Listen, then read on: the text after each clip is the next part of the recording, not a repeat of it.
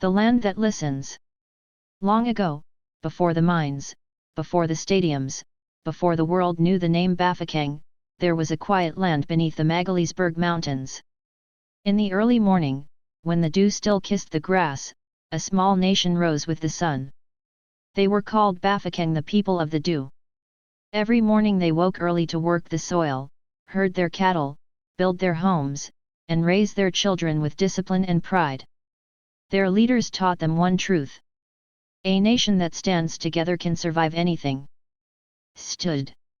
One people. One purpose. One heartbeat. The coming of storms. But dark clouds rolled in. Colonizers moved across the land, claiming farms, rivers, mountains, everything they saw. Many African people were pushed aside, their land taken, their voices silenced. But the Bafokeng had a king with eyes that could see tomorrow. His name was Magaliesberg. He watched the world changing. He watched land disappearing like smoke. He gathered his elders and said, "If a storm is coming, we will not run. We will prepare." And so he did something no one expected. Something bold. Something legendary. Great plan. Magaliesberg called every household in the Bafokeng nation to contribute. Not swords. Not spears. Not shields. But money. Goats were sold. Cattle were shared. People gave whatever they could. And with that money, the Bafokeng bought back their own land, piece by piece, farm by farm. Legally. Officially. In their name. The people said, "We have nothing but unity." Magaliesberg replied, "Unity is enough." And so the land remained in Bafokeng hands, silent, waiting, listening. They did not know it yet. But the land they protected would one day protect them. The secret beneath the soil. Generations passed. Children grew. Kings were buried. Kings were crowned.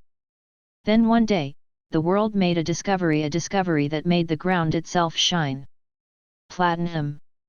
Platinum everywhere. Platinum under almost every farm the Bafokeng had bought. The land they saved during the storm now held treasure for their future. Mining companies rushed in like hungry giants. But the Bafokeng stood tall. "This is our land," they said.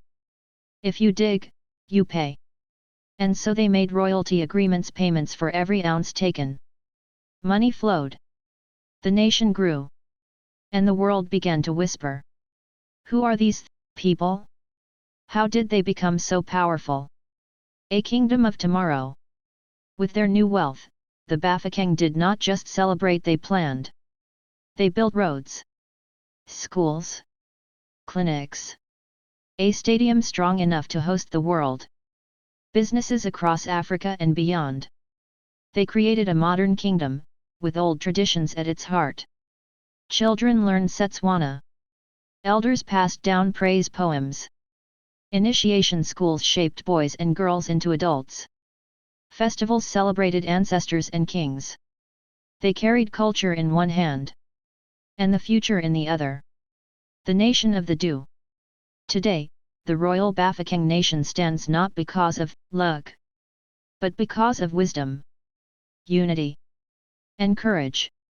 A small people who rose before the sun, and became a giant in the light of day. Other nations fought over land. The Bafokeng bought theirs. Other nations lost to the storm. The Bafokeng built shelter. Other nations survived. The Bafokeng thrived. And so the story of the Bafokeng is the story of Africa's strength. The story of a people who knew that the future belongs to those who prepare for it. They remain what they have always been.